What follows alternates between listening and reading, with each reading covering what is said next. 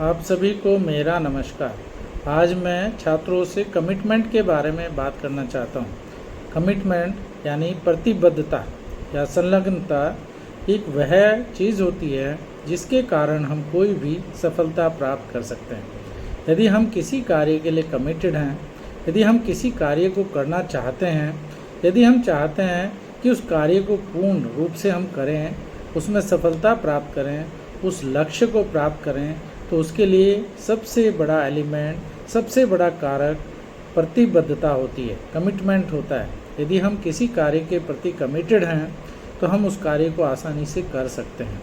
इसलिए प्रतिबद्धता या कमिटमेंट सबसे आवश्यक तत्व होता है, जिसके लिए हमें प्रयास करने चाहिए कि हम कोई भी कार्य जब करें तो उसके प्रति हम कमिटेड हों।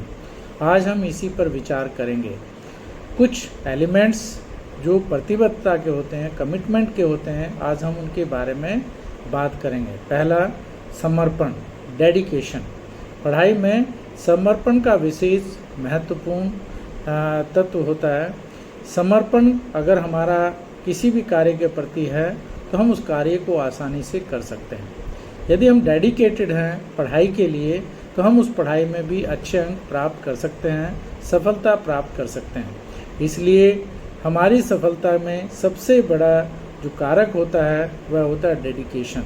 हमें किसी भी कार्य को करने के लिए डेडिकेटेड होना चाहिए। पढ़ाई में सबसे बड़ा रोल डेडिकेशन का है, समर्पण का है। यदि हम समर्पित भाव से उस कार्य को करेंगे तो हम उसको आसानी से कर पाएंगे।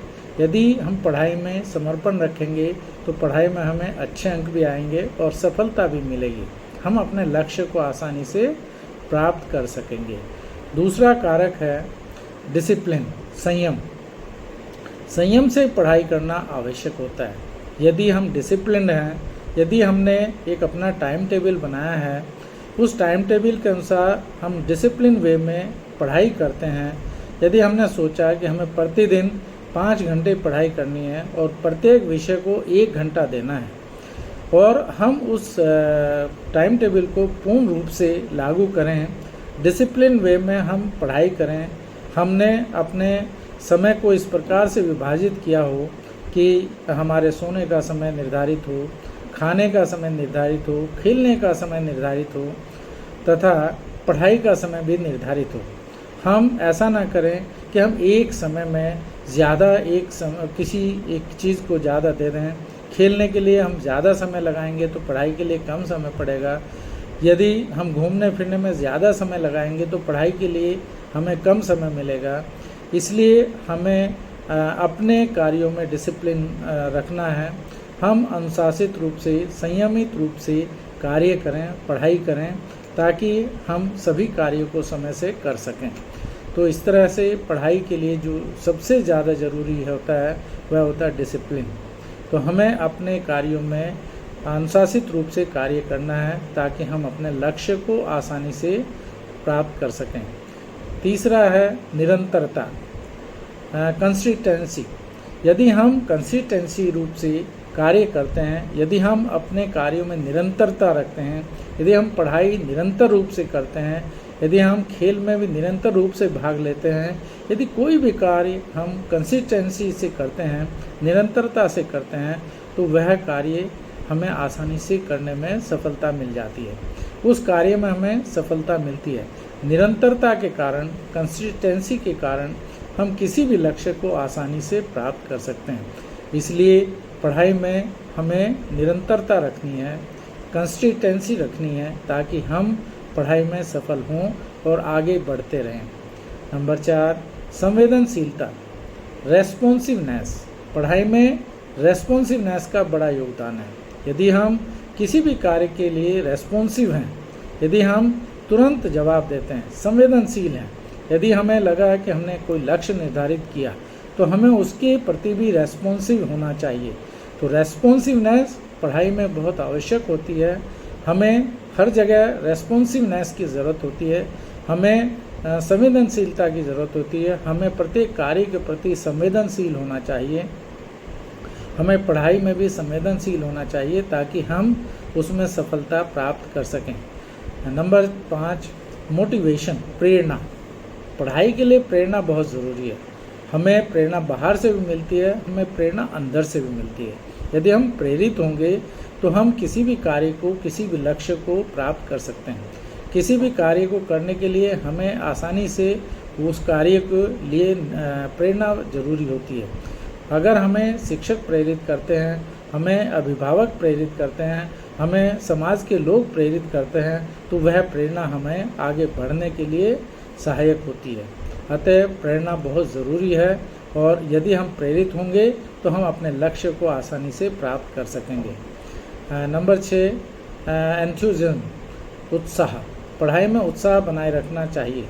यदि हम पढ़ाई में उत्साह को बनाए रखेंगे तो हम अपने लक्ष्य को आसानी से प्राप्त कर सकेंगे। किसी भी कार्य को करने के लिए उत्साह की ज़रूरत होती है। एंथुसिज्म हमारे लिए बहुत ज़रूरी होता है। यदि हम उत्साह से कार्य करते हैं तो हम कार्य को सफलतापूर्वक पूर्ण कर सकते हैं तथा हम अपने लक्ष्य को आसानी से प्राप्त कर सकते हैं। 7वां, सम्मान, रेस्पेक्ट। पढ़ाई में सम्मान देना चाहिए, चाहे वो आपको हो या किसी और को हो। हमें स्वयं को भी सम्मान देना चाहिए तथा दूसरों को भी सम्मान देना चाहिए। पढ़ाई में सम्मान का बहुत बड़ा योगदान होता है। यदि हम दूसरों के प्रति रेस्पेक्ट रखते हैं, सम्मान देते हैं उनको, तो हम उनसे कोई भी सहायता ले सकते हैं। यदि हम शिक्षकों को सम्मान देते हैं तो शिक्षक हमारी सहायता के लिए हमेशा तैयार रहेंगे। यदि हम अभिभावकों को सम्मान देते हैं तो अभिभावक भी हमारी सहायता के लिए हमेशा तैयार रहते हैं। इसलिए सम्मान का, रेस्पेक्ट का हमारे जीवन में बहुत बड़ा योगदान है, और सफलता में भी इसका बहुत बड़ा योगदान होता है। यदि हम सफल होना चाहते हैं तो हमें दूसरों को सम्मान देना सीखना चाहिए। These elements are crucial for the success in any study or learning anywhere. ये एलिमेंट जो हमने आपको बताए हैं ये बहुत आवश्यक है ताकि आपको सफलता मिले। इसलिए आपको कमिटेड होना है, और कमिटमेंट के साथ साथ ही आपको कार्य करना है। आज मैं एक ऐसे छात्र की स्टोरी आपको सुनाना चाहता हूँ जिसने कमिटमेंट के बदौलत अपनी सफलता प्राप्त की हो। यह कहानी एक ऐसे छात्र की है जो निरंतर पढ़ाई में समर्पित था, और अपने मेहनत और लगन से उसने सफलता हासिल करने में कामयाबी प्राप्त की। उसका नाम राहुल था। राहुल बचपन से ही पढ़ाई में बहुत लगाव रखता था। उसे छोटे से ही अध्ययन करने में रुचि थी। वह हमेशा अच्छे अंक प्राप्त करने के लिए मेहनत करता था। उसके माता पिता भी उसके संघर्ष को पूर्ण समर्थन देते थे। जब राहुल उच्चतर माध्यमिक कक्षा में पहुंचा तो वह अपने लक्ष्य के प्रति और भी संवेदनशील हो गया। वह हमेशा सोचता था कि जब वह बड़ा होगा तो उसे एक अच्छी स्थिति में अपने परिवार का साथ देना है। राहुल ने अपने सपनों को पूरा करने के लिए दिन रात मेहनत की, हमेशा अच्छे अंक प्राप्त करने के लिए प्रयास किया। उसने न केवल अच्छे अंक प्राप्त किए बल्कि वह स्कूल और पाठ्यक्रम में भी उत्कृष्ट था। जब उसने अपनी बोर्ड परीक्षा पूरी की तो उसके अंक बहुत ही शानदार थे। उसने अपने लक्ष्य को पूरा कर लिया और अपने परिवार को गर्वित कर दिया। उसने अपनी मेहनत और समर्पण से अपने परिवार को प्रेरित किया तथा अपने साथियों को भी प्रेरित किया। उसने यह संभव दिखा दिया कि जीवन में मेहनत और समर्पण से सब कुछ संभव है। जीवन में कुछ भी प्राप्त कर सकते हैं। आज राहुल एक सफल व्यक्ति है जो अपनी मेहनत और संघर्ष की वजह से अपने सपनों को पूरा करने में सफल रहा। उसकी इस कहानी से हमें यह सीख मिलती है कि अगर हम निरंतर मेहनत करते रहें, अपने लक्ष्यों के प्रति समर्पित रहें, तो हम सफलता प्राप्त कर सकें।